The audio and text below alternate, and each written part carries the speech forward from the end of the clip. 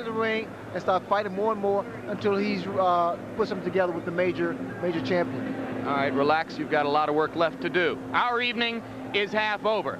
Now we begin to look ahead to the second welterweight championship fight of the evening, the one Larry Merchant described as the real championship fight. Two determined fighters. Their paths have never crossed in the ring, but their dislike for one another is deep-rooted and real. Lloyd Honeyghan is a very ruthless, unclassy human being. He's cheap. Marlon Starling is a cheap guy. You know, he got no class. He's classless. There's quite a few things I don't like about Honeyghan. One is he's disrespectful for everybody who's not Lloyd Honeyghan. I would say this is a really and truly a hate match, not a grudge match or whatever. It's a hate match because he hates me and I hate him. Lloyd Honeyghan's afraid of me. You know, he can do all the talk and all the tape, all the hype, but when the bell rings, if you can put up or shut up. I'm just thinking about what should I do? Should I just go ahead and knock him out? Or should I just play with him in the free rounds and just hurt him? Just hurt him. I just knock him out, put him out of his misery. You want to see a ring veteran in the ring with an amateur. This time I'm not taking no prisoners. You know, I've been to Jamaica. I've seen my witch doctor. I'll get my treatment to my hand. I've done everything. I'm just looking forward to tonight. I'm going to beat this guy so bad, he's going to regret saying all those things about me. It's not a classic boxing match. This is a fight.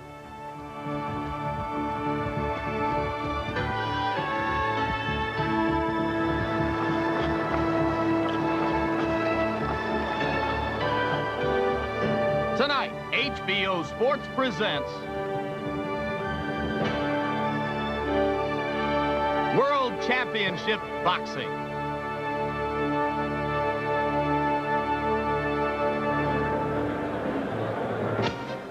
So the duel between these fierce rivals takes place now live at Caesars Palace in Las Vegas, Nevada. The main event, WBC welterweight champion Lloyd Honeyghan defending his title against former WBA champion Marlon Starling. Again, it is scheduled for 12 rounds. And once again, the expectant and knowledgeable Las Vegas fight crowd, knowing that they have seen a championship fight which amounted merely to a preliminary, settles in now to appreciate the real thing between two fighters who are and have been champions, Starling and Honeyghan.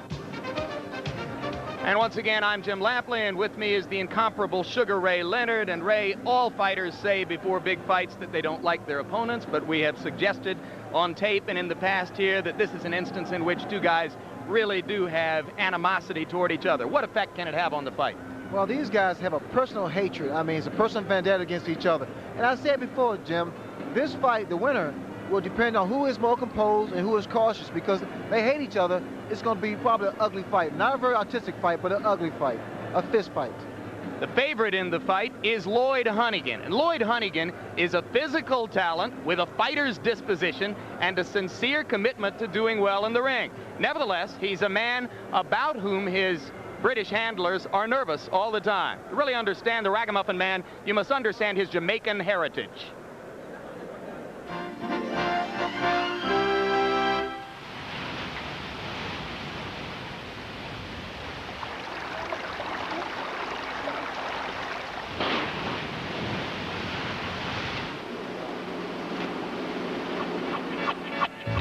The island of Jamaica portrays itself in startling contrasts of destruction and rebirth. Since Hurricane Gilbert hit nearly 5 months ago, life has continued in classic Jamaican fashion. It wasn't just the massive influx of international aid that enabled this country to rebound. The resiliency of its people made it happen. It's very terrible what happened. You know, a lot of people lose their homes, hospital got smashed up. But the people just got up and getting on with their day-to-day work. And that's what's special about Jamaicans. You know, we're not serious people. We like to have fun, we like to laugh, you know. A lot of people abroad got the wrong impression of Jamaican until they come here. Still a British citizen, Lloyd Honeyghan frequents his homeland to touch base with his roots, to rejuvenate his spirit, to prepare to fight. 1 week before Christmas and a few days before Honeyghan's departure to train in America, we found him, as always, in superb physical shape. It's not exactly an easy, cushy life out here, and it was quite a hard life. So, you know, you get back into that, in that kind of groove, you know, and so you know you got to work hard, and you come back and you see where you're coming from, and you say to yourself, man, I don't want to come back down here, I don't want to go back into the ghettos or places like that. But he visits the ghettos to drop in on a Kingston recording studio.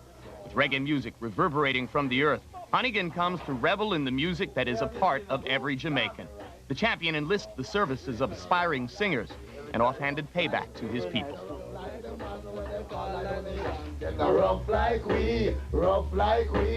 There's so many of them that you can't afford all of them.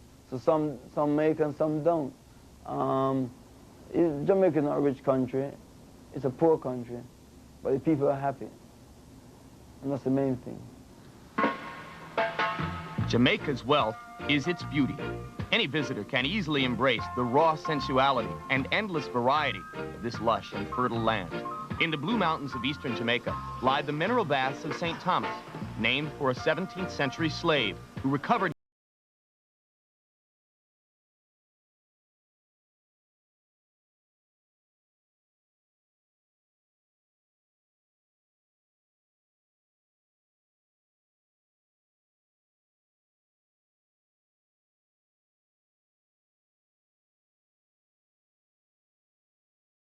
After a fight nowadays, I've got my hands swollen like balloons.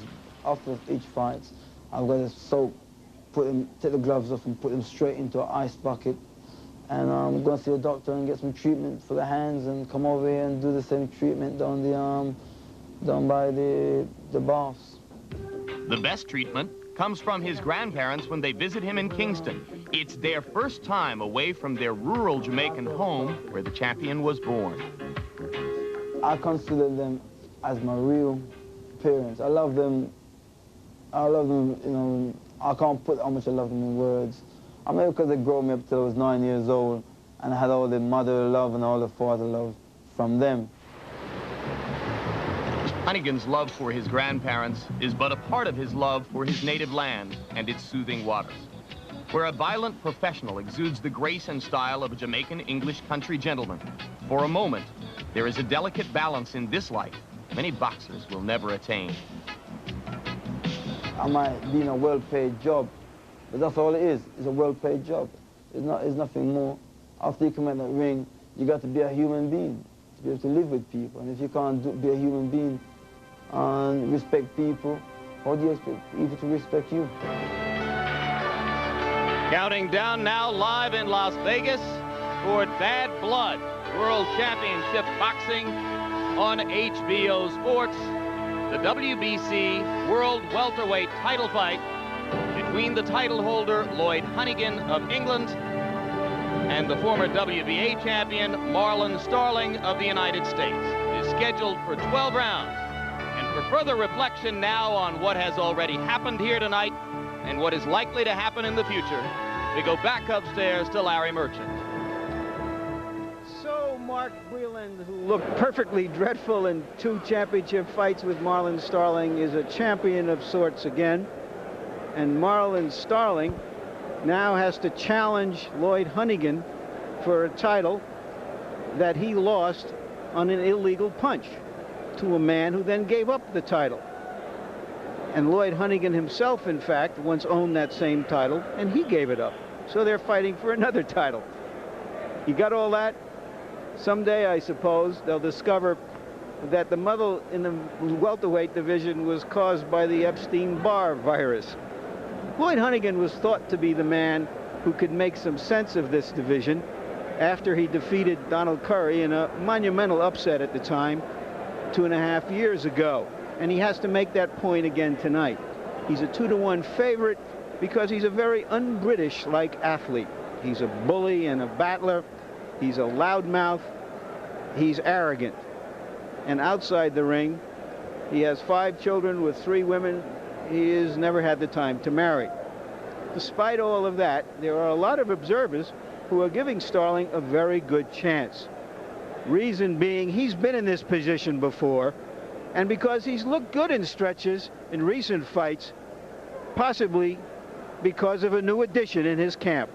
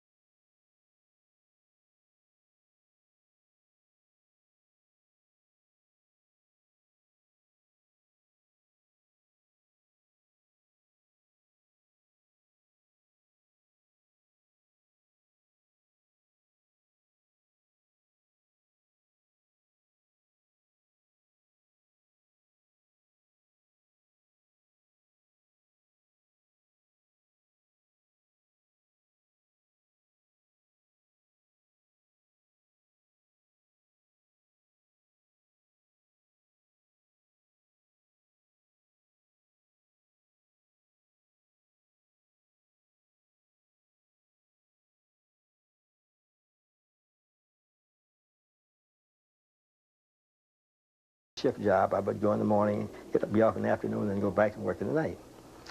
And I was training hard, working hard, and fighting on my day off.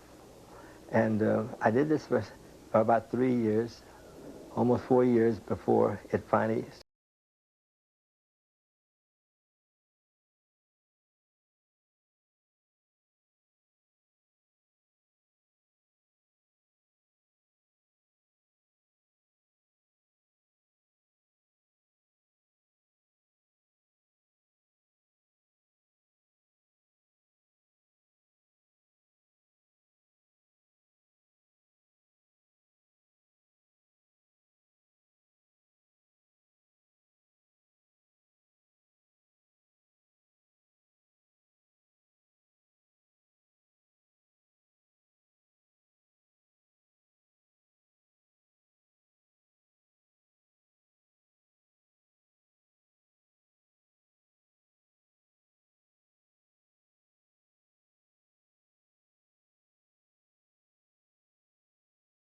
Come on, baby! Rough you around. You got your hooks, your double and triple hooks from the inside. He's strong inside. I know he's strong inside. Don't lay inside doing that for you, though. You're out of there. When you get inside, work with both hands to the body, and then shift to the head, okay? I have never been a driver. I've always tried to be a leader. And I've been able to achieve a great deal of my results working that way. And I've always found that you can't tell a fighter too many things in a corner. He won't remember them. You tell him the things that are most important. And so that doesn't take much time. Having graced boxing for most of his 77 years, Futch is a treasured resource to gym rats and champions alike. A word here, a touch there, can give clear meaning to the hard truths of a hard road. The self-taught Starling has been up and down that road. Truth is, it's too hard to travel alone. You know, I finally found someone that knows more than I do about the game. And I think Eddie is like, you know, an encyclopedia of the boxing. I think he's a good person to listen to. It's a good watchful eye over you, for you to try to prepare yourself to. It brings out the best in you. He knows boxing. Eddie Futch's well-traveled road is fenced with the jewels of achievement, paved with the satisfactions of teaching, competing, winning, and more. People have asked me, what do you consider your major achievement? And I know that they're expecting me to say Frazier Ali in the Thriller in Manila, or Frazier Ali fight #1, or some other great fight that I have been involved in. But you know what my answer is? I raised a great family. I think that's the greatest thing that anybody can do on this earth.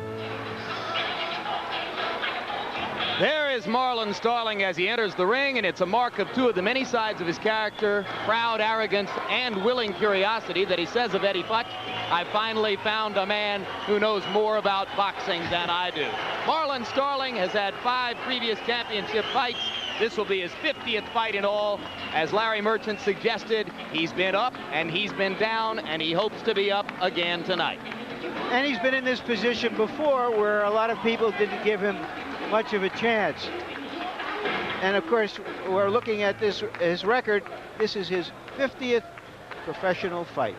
In his 31st year, and that is a lot of activity. The most recent were the draw with Mark Breland in April here last year. Most ringside observers thought he had won the bout handily, and then the freak knockout after the bell at the hands of Tomas Malinares in Atlantic City. Ray Leonard's tip of the night now for Honeyghan and Starling. Well, Jim, Lloyd Honeyghan is a very physical fighter, and that would prove to be helpful during the inside fighting.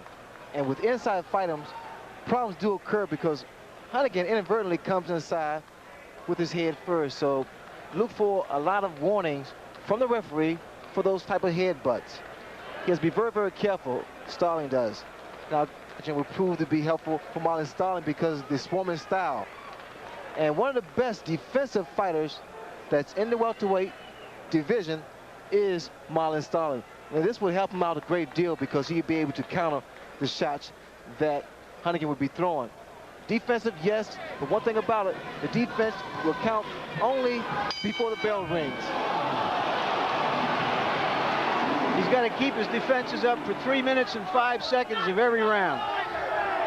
And here comes the welterweight division's master of the full frontal assault.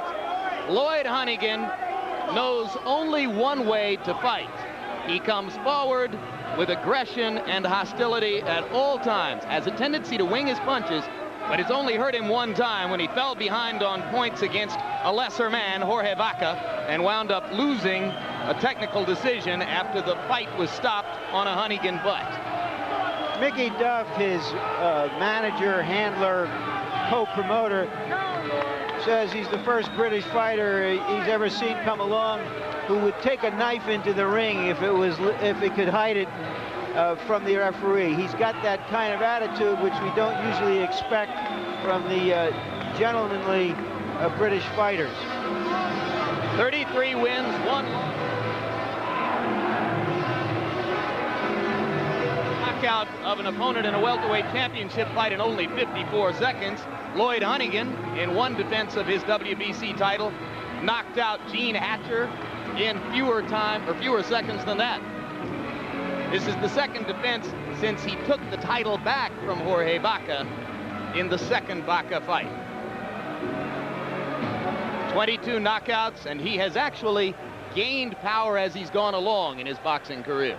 Well, he fights every second, and that's what makes him the type of fighter that he is, Jim.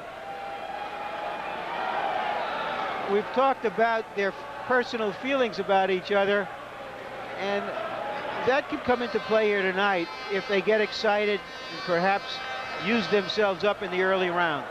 Tail of the tape, and of course Marlon Starling is past the age of 30, which begins to be a critical experience for a lot of boxers. Reach about a 6-inch advantage for Starling, who may be able to use that effectively in counterpunching as the bout goes on. And here is our punch stat, which purportedly gives a statistical profile to how these fighters fight. And as you can see, Honeyghan consistently throws a lot of punches.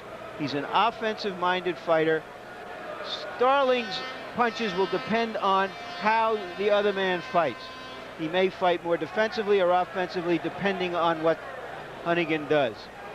And as you can see, Honeyghan doesn't throw as many jabs usually as Starling will. He throws a lot of rounder punches, and Starling, if he can throw some straight punches, may do himself some good. WBC rules for the fight, and there is one critical difference from the WBA rules which obtained in the previous championship fight. This time, there is no 3 knockdown rule in effect. Right now, let's go up to the ring announcer, Chuck Hull, for the pre-fight introductions. Ladies and gentlemen, this next bout of the evening is sanctioned by the World Boxing Council, Jose Suleiman, President, Supervisor Aristo Manrique, and the Nevada State Athletic Commission, Dr. Elias Ghanem, Chairman. The commissioners are Dr. James Nave, Dwayne Ford, Freddie Little, and Jay Nady. The executive director is Chuck Minker. The officials assigned for the next bout of the evening by the governing bodies. The judges are Dalby Shirley of Nevada, Adrian Morgan of Wales, and Ray Solis of Mexico. Your referee is Mills Lane. This is the final event of the night. 12 rounds of boxing for the WBC Welterweight Championship of the World. Introducing in the blue corner,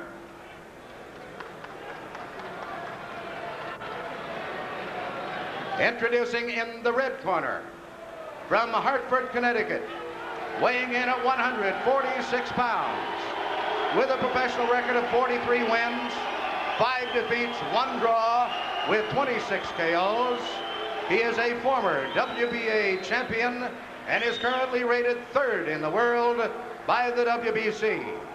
Ladies and gentlemen, introducing the challenger, Marlon Starling.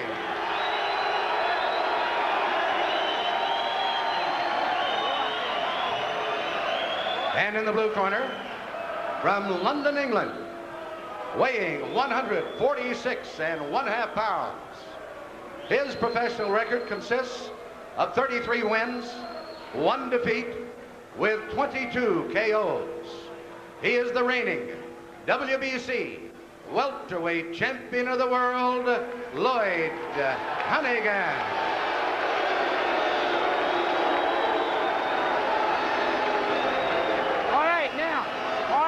Now remember, wait a minute. Now wait a minute. Now both of you protect yourself at all times. We've already gone through the instructions. Any questions from the challenger or Chief Striker? Any questions over here? Let's get it on. Come on. These are 2 pros, but how much of themselves will they spend in this first round trying to express their dislike for each other personally? They first met at the Donald Curry-Milton McCrory welterweight unification title bout in 1985, took an instant dislike for one another, and now they get to act on it. Just like I stated, it won't be a feeling-out process. Honeyghan, this former style, is going to try to make a street fight out of this fight. Good left counter by Starling, as Honeyghan missed trying to get past the peekaboo defense.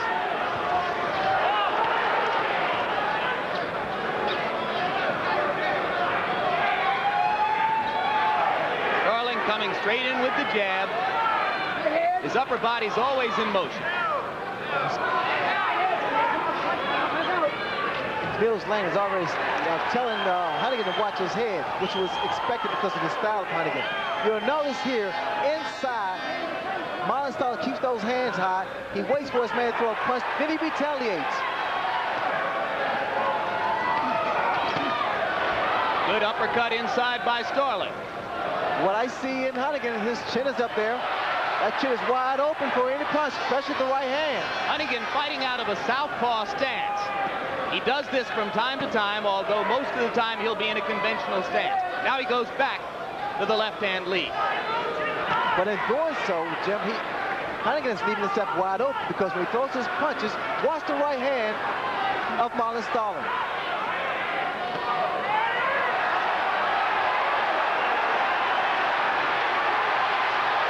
Starling is landing the more effective blows. Honeyghan has a tendency when he gets frustrated to start winging punches wildly to the side.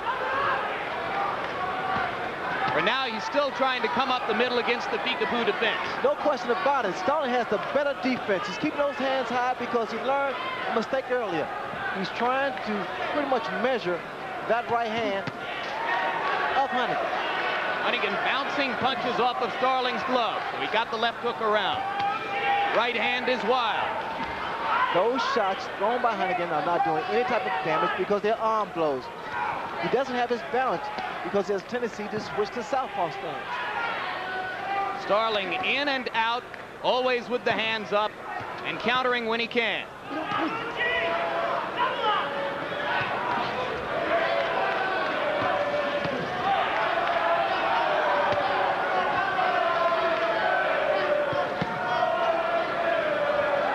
And right to the body was the first time in a minute that Honeyghan actually planted his feet to throw a blow. He keeps coming, Honeyghan keeps coming up with that left hand down, or right hand down, rather. The left hook should be there. Thrown by Starling.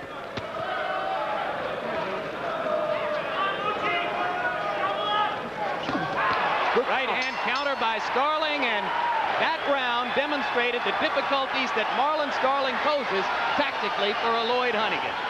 That was a very fast-paced round. Both fighters have had problems with stamina in the past. Just take note of that. Stick him. You'll find him if you pick your shots. You pick your shots. Concentrate on finding him without getting hit, Lloyd. You understand? That doesn't mean that I want you to run from him. Stick him without getting hit. You understand? He's giving you arms and elbows, not giving you a lot of room. But that's all right. That'll all come down after a little while. I want you to get that body as often as you can. Down underneath those shots. Remember, when you're backing out, he's going to loop your shot. Be careful. Keep your hands up, or go down low, or step over to the right. Do it all controlled and neat. Tight and neat. Since Starling has been with Futch, he has fought much harder in the early rounds.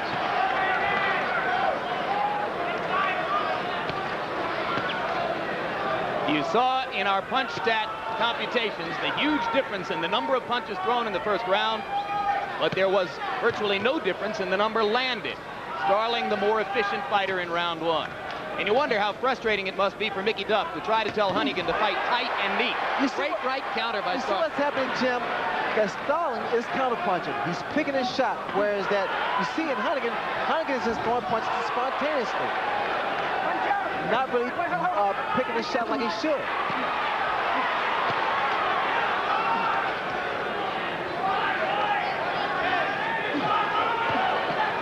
This is when it's dangerous for both men. The heads are close. They both are winging shots. And whoever should raise up should be knocked down.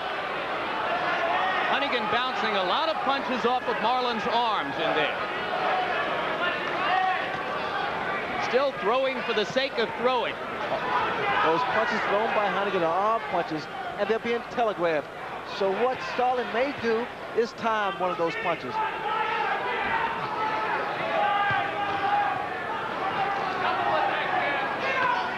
Marlon is not known for great punching power.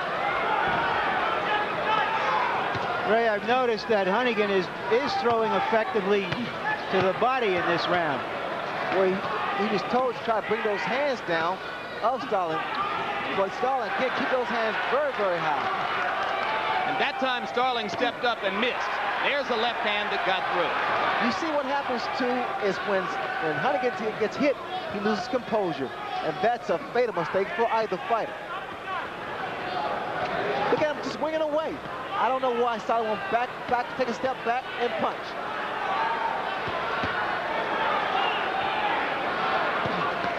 And he's doing it now. Honeyghan still firing punches right at Starling's defense. Starling missed with the left, and now Honeyghan gets up inside. Because Starling is stepping back and throwing the right hand. Get him up. Nothing, there was nothing there. Good shot. Right hand by Starling off the counter. Starling just picking this man apart. He's really doing a number here on Honeyghan.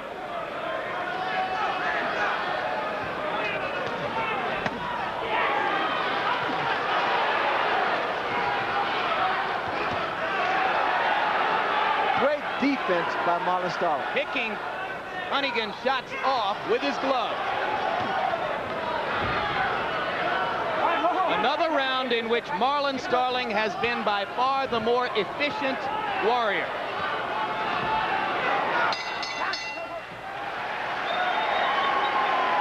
I agree that Starling has been more efficient, but I think Honeyghan, who is the champion, is throwing many, many more punches. And that has to be taken into account. Wait a minute.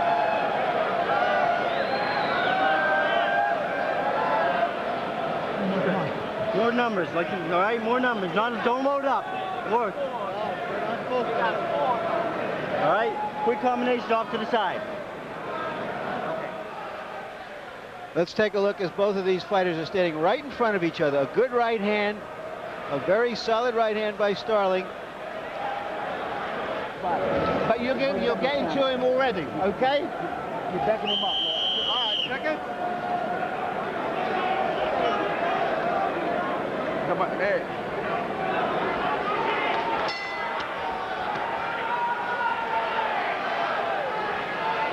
3 begins. According to punch stat computations, Lloyd Honeyghan threw 115 punches in round 2, landing only 18 of them. But your point is well taken, Larry. If the busier fighter is to be given credit by the judges, that is the champion in this bout. Mills Lane again warning Honeyghan against headbutting.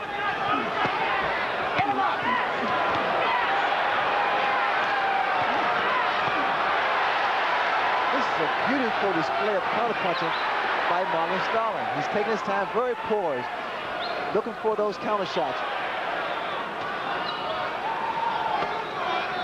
If I was Starling, I would come back with the left hook. Now watch here, the right hand of Lloyd Honeyghan. Watch how he drops it as he throws his jab to get inside.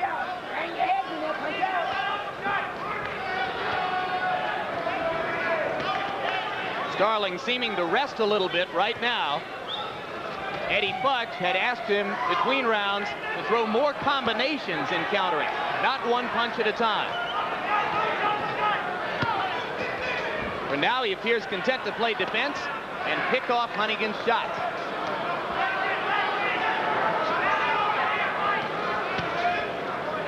Lloyd is pawing a little bit, losing some steam. Well, Honeyghan's not doing right. Watch his jab. He throws his jab and he drops it. It becomes a lazy left jab. And those are the best type of jabs to counter with the right hand.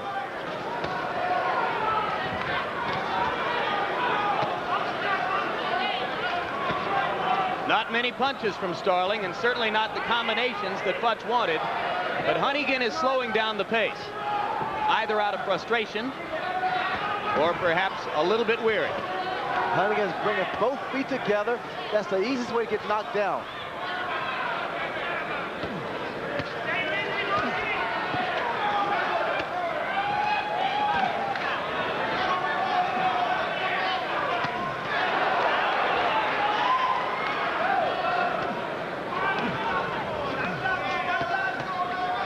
Neither man landing anything effective so far in this round.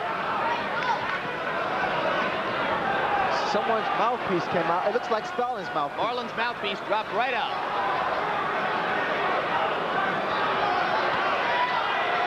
Very brisk pace by both fighters.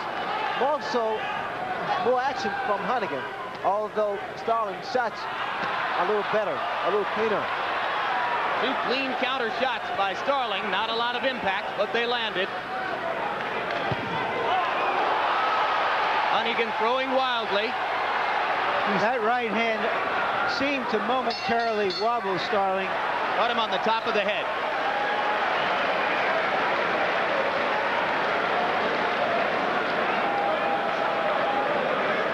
You like to take too many shots without you coming back with anything, see? You gotta work, you gotta work. Boxing, to move around. Yeah. Those combination moves. Don't load up. Come on. Be busier with the fancy combinations. You gotta hit you hard with one shot. Put it together. Double hook, right hand. Right hand, left hook, right hand.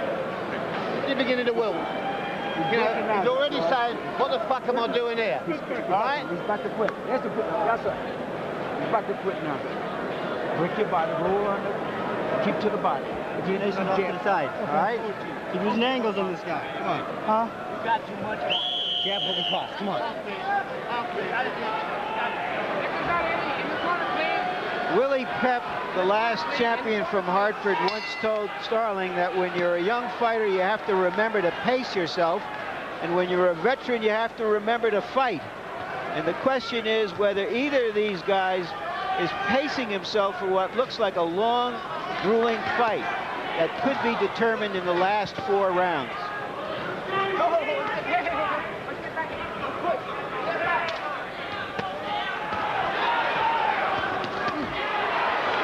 Uppercut by Marlon Starling.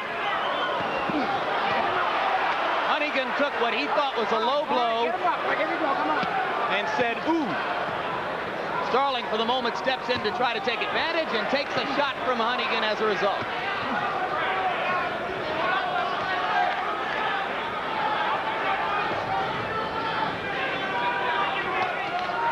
Honeyghan still be aggressive and try and throw that looping right hand, which put Starling on first for a second.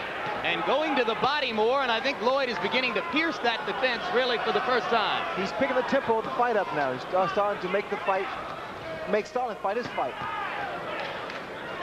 The left hand was blocked, but there is a school of thought that you keep landing on the upper arms, keep landing on the shoulders, and you're going to wear your man out.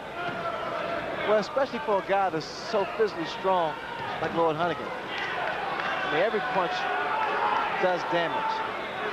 Certainly Honeyghan has a fighter's will, big time. Now right here, this is when you do counter punching. When a man is straight in front of you, both feet together, this is when you counter with the uppercuts. For Starling, I can't understand why he's not throwing shots tonight. Marlon is not coming back anymore as he did in rounds 1 and 2.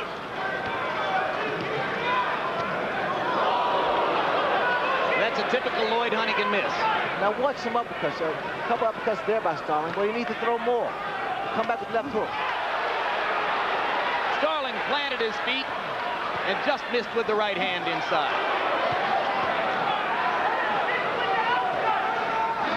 That's the uppercut. Now that will work all night, Jim, because the man is down.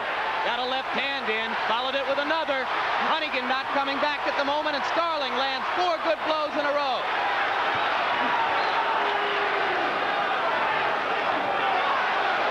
Watch how effective that uppercut is. Just land it. And Honeyghan just bullying forward to try to take Marlon out of this little run.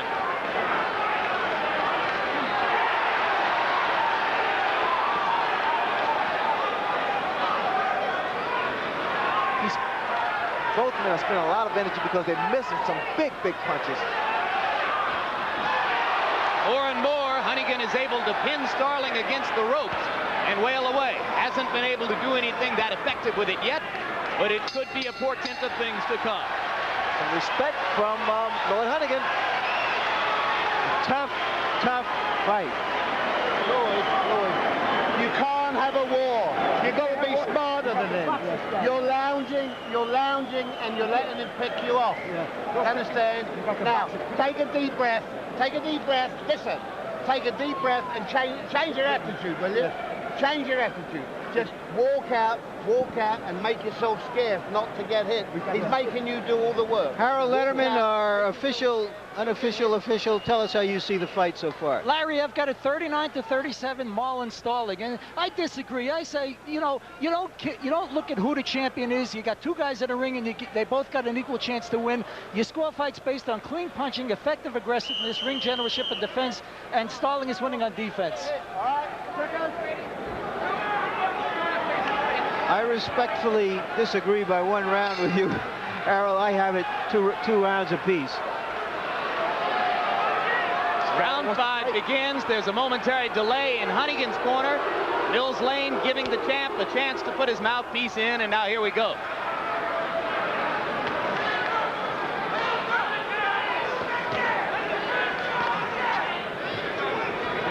Marlon Starling landed some of his most effective blows in the last minute of round 4. You heard Mickey Duff tell Lloyd, you can't fight a war. I don't know how easy it is for Lloyd Honeyghan to fight anything other than a war. Well, he's trying to box Starling, and Starling's on the attack. Ripping shots to the body. Oh, some beautiful combinations.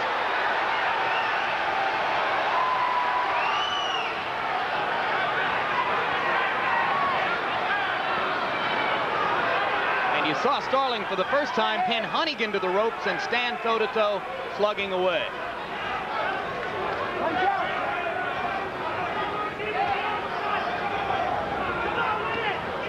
Now, if you watch the inside fighting of Marlon Starling, he does his pity pass, and all of a sudden, he throws a couple hard shots, very serious punches. He tries to lull this guy to sleep.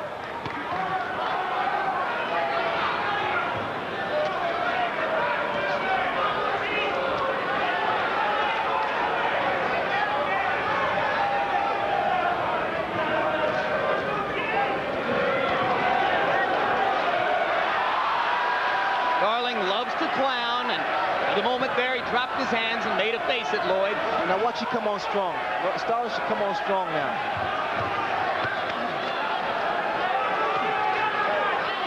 uppercut counter inside, increasingly effective. There's another one. Some serious shots now, serious punches by Marlon Starling. Starling more and more developing an under-then-over sequence. Lloyd Honeyghan is breathing from the mouth. Good indication of fatigue or arm weariness. This is the 5th round. It's scheduled for 12. Mouth and is wide Honeyghan open. again in the southpaw stance, Ray.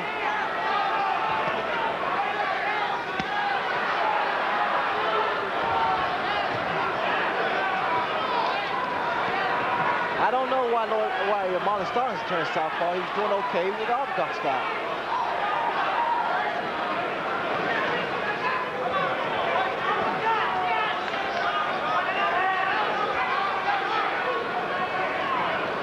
What can Honeyghan gain from fighting in the southpaw position, Ray? Well, he's not really that effective. If anything, he's trying to throw his man off. Good right hand by Starling. Because he doesn't fight that way often, he's going to get hit by a lot of right hands. Right hand counter there. It was preceded by a left jab. Honeyghan better go back to the conventional stance, and he does right now. Left hand inside, stops Honeyghan cold. Starling knocks out Honeyghan's mouthpiece. A big round for Marlon Starling.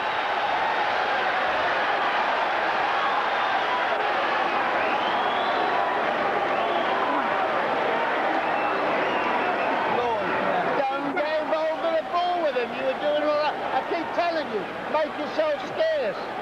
Make yourself scarce and you'll get tired. You're missing him with too many shots. You understand? You're fighting a bad fight. You got me? Are you going to do what you're told?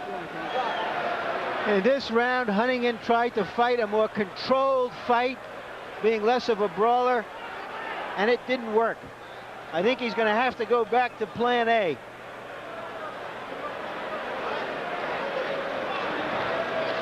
One impressive thing about Starling in this fight so far is that there is no apparent after effect of that devastating knockout in his last fight. A lot of people were curious to see how he would respond to that knockout in this fight. Well, of course, to his advantage, Larry, he doesn't remember it.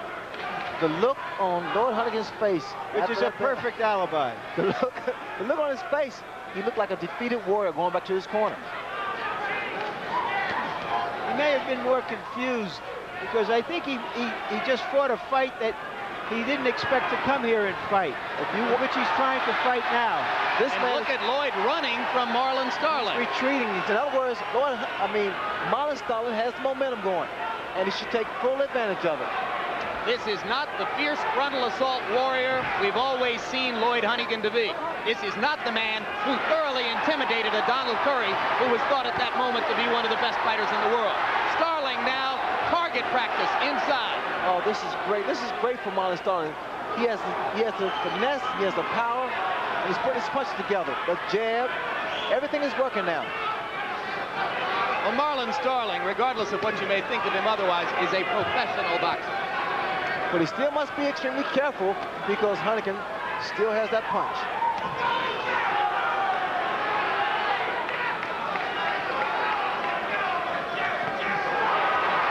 Walking this man down. Marlon Starling, he's trying to cut the ring off.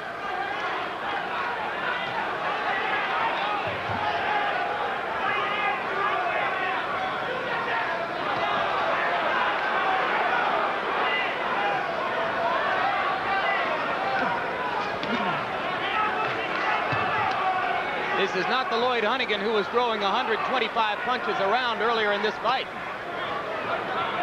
He seems to want to regain his conviction, to rest and stay away from Starling for a while.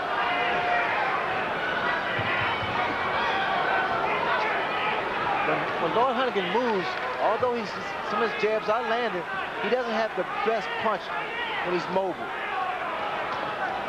Well, and I think as long as Honeyghan is content to do this, Starling isn't going to take any foolish chances. Just take his time and pick his shots. That's what he's doing now.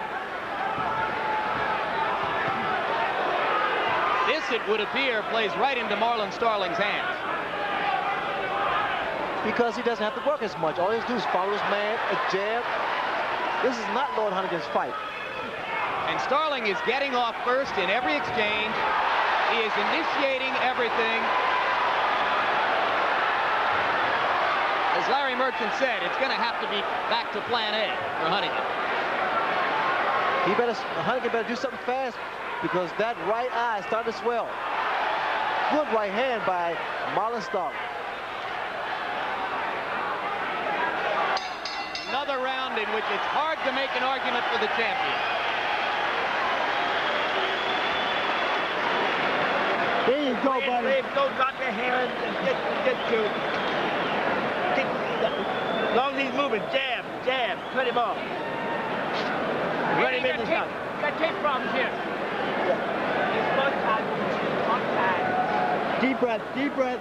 One more. In this round, a good right hand. That was the punch that knocked the mouthpiece of Honeyghan into the third or fourth row here. Without a doubt, Starling has won the test of wills in the first half of the fight. Unless Honeyghan can turn that around and turn it around quickly, this fight is lost and the championship will change heads once again. An interested spectator, and you'll be seeing him here live on HBO on February 25 against Frank Bruno, the undisputed heavyweight champ, Mike Tyson. Round 7 begins. And listen to these punch stat computations. Honeyghan threw 115 punches in round 3, 122 in round 4, 106 in round 5. He threw 40 punches in round 6. I noticed another thing in Honeyghan. When the bell rang, he wanted to touch gloves. Now, that's not characteristic of Lloyd Honeyghan. Normally, he shows that brassness. Maybe he feels like to start over. His right eye is beginning to close up. The result of consistent pounding with the left jab and the left counter inside by Starling. And now Starling seems to want to go after it. Starling has lost his mouthpiece now. When you're tired, like Lloyd Honeyghan is, this movement here only wears you down. You notice the legs don't have the spring anymore. It's bouncing flat. You see here, a little off balance. His legs are not steady at all. Starling takes advantage of the absent mouthpiece to start talking to Lloyd Honeyghan. Ray, you once came back to defeat Thomas Hearns with an eye almost completely shut. How is it going to bother Honeyghan to be fighting with the left eye closing up? Well, it's not too bad yet. In fact, Honeyghan just lost his mouthpiece. So both guys are breathing very deeply, trying to get that additional breather here. But it appears to me, Jim, that Honeyghan is not on steady legs. Let me just correct myself. I may have said the left eye. It is the right eye of Lloyd Honeyghan, which is closing up, not the left. The right eye is the one. Some playful antics by Marlon Starling. Well, he's a little bit of a con artist in there and always has been. May have given away too much in 2 fights against Donald Curry, trying to psych him out. Here it doesn't seem to be hurting him yet.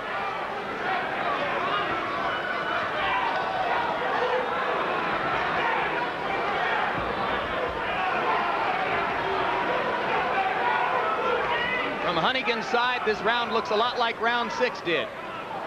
He is retreating, trying to pick his shots, and it isn't working. Well, Lloyd Honeyghan is not really fighting back.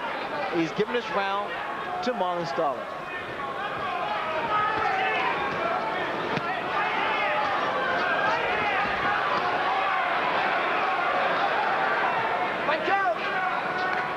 Blood on the shoulder of Marlon Starling. It's probably come from inside the mouth of Honeyghan as he fights without the mouthpiece. There's no steam in the punches of Lloyd Honeyghan. He needs to gain some respect here. Will this be called a slip or a knockdown? It was a slip. He threw a punch. He was off balance. Didn't have too much support from his legs. So round 7 comes to a close.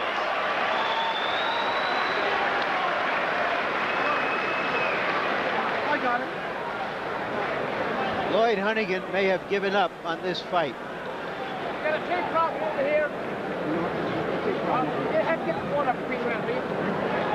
That's Honeyghan being handle his right eye closing. You're way behind now, you've got to start getting into this fight.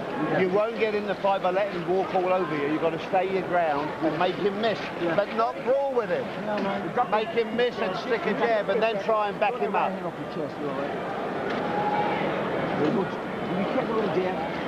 You all right? You okay? Yes. You're not tired? No, I'm not. No, good. Then go out and work. Come on, go out and work. All right? Yeah, let's go. Weave, make yourself scarce and work. This is the kind of fight that the British skeptics of Honeyghan wanted to see him in and see whether he would have the answers. We'll find out.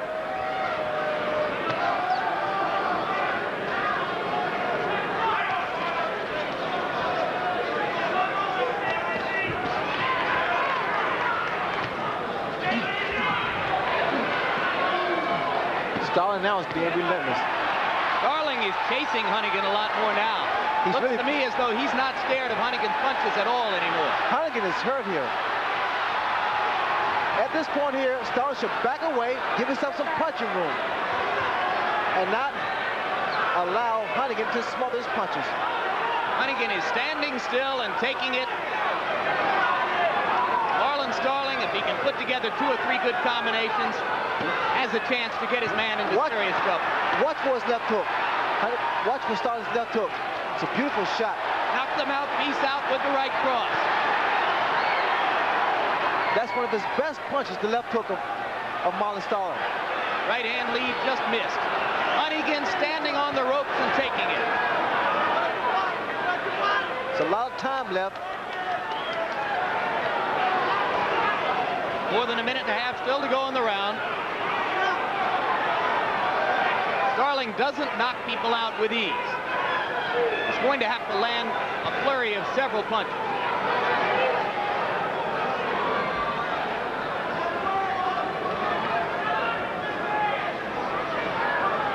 Starling wants to catch that chin open of Honeyghan with his overhand right.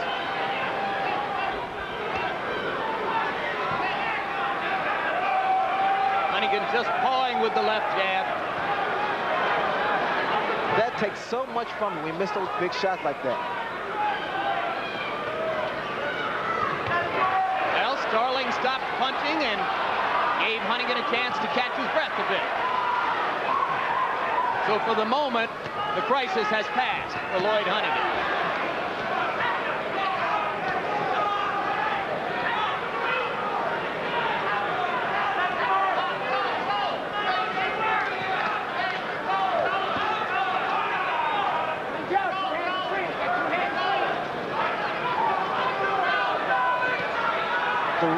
The right jaw of Lloyd Honeyghan is swollen. It's really swelling up. He's starting to look as though he's got the mumps or as though he's just had his wisdom teeth pulled out. I wonder if Starling has broken Honeyghan's jaw. Just picking this man apart. Lloyd lands the left hook, or check it, Marlon lands the left hook right on the place where Honeyghan's jaw is swelling. Oh, look at the legs of Lloyd Honeyghan. Yeah, and that jaw could be another reason why he's having trouble keeping the mouthpiece in. Quickly, get that tape off. You sure? Yeah. You sure? It's all right. Leave more. It's all right? Your jaw's okay? Yeah, my jaw's fine. All right. It's a bruise. It's a bruise. Okay. It's a bruise. I just squeezed it. It's a bruise. Katie, let me take a look. Okay. Open your jaw. Okay. The doctor is examining Honeyghan's jaw. You ready to fight? Huh? Can you go on? Just did, doctor. Tape on that. Okay. Tape on that left Your jaw's hand. okay. Tape where it's hanging. Yeah, you're all right. You're all right. There we see Honeyghan landing a good straight right hand. Starling, that is, landing that good straight right hand. But it's the other side of Honeyghan's face that's swelling up from the left hand. Well, I'll tell you, if that jaw is all right, I'm Mike Tyson. Harold Letterman, what's your scorecard right now? 7 rounds to 1, 79-73. Very, very easy for Marlon Starling. And I agree.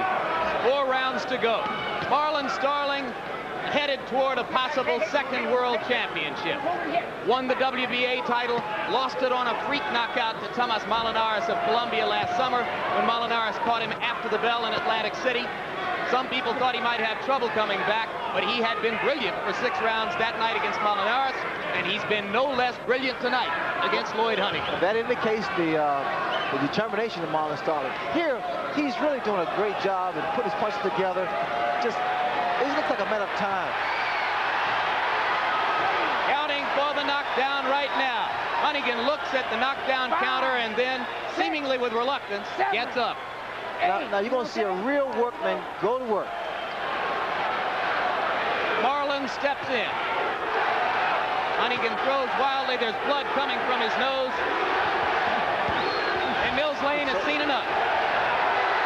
Marlon Starling is the champion again. Lloyd Honeyghan was a beaten man by the 3rd or 4th round when he was beaten out of his aggressive style. If you can make an aggressive fighter back up, he usually has no other answer. Starling won the fight in the early rounds. This was just the icing. And we saw a clinic of defense and counterpunching by Marlon Starling, Ray. Well, that proved to be the key to this fight, the counterpunching of Marlon Starling. He was rocked in the early rounds, and he was able to regain his composure and get back to the basics. The jab, he took his time and did a great job of counterpunching. Marlon Starling hates Lloyd Honeyghan's guts, and he's always said that Honeyghan was made to order for him as an opponent. Tonight he proved it. Well, you see now, it's just a matter of time when Starling started putting punches together. Some brazen punches, but I think it was just an accumulation of punches that wore Lloyd Honeyghan down. Those sharp right hands, razor-like sharp right hands, were effective from the 4th round on through. I also saw in Lloyd Honeyghan that he was losing a lot of confidence, Jim, because he was not firing back and he was trying to outbox Marlon Starling. Well, he had a badly closing right eye. He had what looked like a broken right jawbone. And he had little reason to try to prolong matters, being as far behind as he was. Watch his legs. There's nothing there. His legs are like jello. The body shots, good straight right into the body. And Mills Lane did the right thing of stopping to not do any more further damage to Lloyd Honeyghan. Yeah, because he could have gotten his jawbone seriously hurt with another solid blow on the break, if in fact it is broken, and it's hard to imagine, given the amount of swelling there, that it is.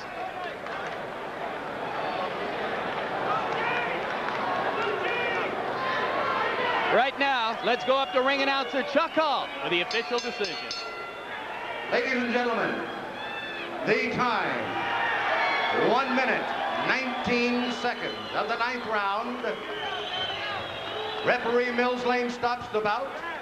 The winner by a TKO and new WWC welterweight champion of the world, Marlon, the Magic Man, Starling.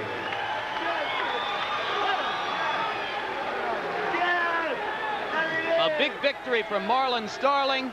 A big victory for that man, Cedric Kushner, the dark-haired gentleman behind Starling, who has waited and waited for this. That is Starling's son, and this is a victory for single fathers everywhere, as this is boxing's most prominent single father, Marlon Starling, and he has put the belt around the waist of his young son, and right now, Larry Merchant is with him. Marlon, you've done it again. You've been in this position, it seems, all of your life as a fighter when you had to go uphill against the tide. Well, you know, once again, I want to thank my cake lady, Phyllis. Thank you. I want to thank to my aunt who just had a birthday, Eva. Told you I'd do it. Always talking about a battle, but he never had a battle yet. Now, like you were saying, Larry, you've been with me. You know, I haven't got my just due. Maybe I can get that man over there one day, Ray, but, you know, I just... How did your personal feelings of animosity play in to the fast pace of the early rounds when the fight really seemed to be determined? Well, you know, the man always talking about a battle, but he never had a battle. Like I told you, he'd be the burnt-out Donald Curry. I am the undisputed welterweight champ of the whole wide world, and you have to give it to me. Well, tell me about those early rounds when you were coming out. What did you want to establish and prove in the first few rounds? Establish who was going to be the boss. There could only be one boss in here. I am the boss. This is my house. I live here. He came out firing 2 punches to every one of your punches. His wasn't landing, mine was. You felt that you could just be disciplined and pick your shots? Yeah, so I train hard, long and hard. My trainer, Eddie Fudge, they prepared me very well. What happened? Tell me, what was your plan? You know how he fights. What was your plan, and how did you try to execute it? Well, my plan was to go out there and establish, like I said, who's going to be the boss. Once I established that, the guy's a little awkward. I had to get his timing down. Once I got his timing down, it was all mine. Did he ever hurt you? Yes, he hit me one shot that buckled me a little bit, but it wasn't nothing that I haven't got hit with before. When did you hurt him? When did you feel him weakening to your assault? From the first round on. He didn't. He said he was going to fight. I knew he couldn't fight me. And everybody's saying Lloyd Honeyghan is strong. Once again, I beat the odds, beat the system, didn't get my just due, but I know in my heart, and I know that I'm the undisputed. A lot of people would find it amazing that you were able to dismiss the knockout, even the illegal knockout of the last fight, because you were knocked cold. When? In the last fight, when you fought, when you lost your title. Oh, so you don't remember it, so that enabled you not to think of it. No, I don't. I never think about something that, I didn't know. I got hit after the bell. That's all I remember. The last thing I remember was the bell ringing. Once again, I'm going to thank my people because they let me talk to you when I didn't know what world I was in after that last fight. But, I was so determined to not be carried out on the stretcher. Really, I didn't know where I was at. Did you know that you were going to have to win what we would call a test of will out there and beat him back, and that was really what the fight was about? No, what I wanted to do since Lloyd was doing all the talking, I wanted to beat him up. And believe me, if you look at Lloyd's face, he got beat up. Are you going to fight Breland again? Do we have to go through that drill once more? I'm going to fight. Once again, I'm trying to get myself financially set for the rest of my life. I believe I'm the welterweight champ of the world, the undisputed welterweight champ of the world. I beat every fighter out there in the world. I just want you people and the rest of the world to give it up. And nobody can beat me in my house.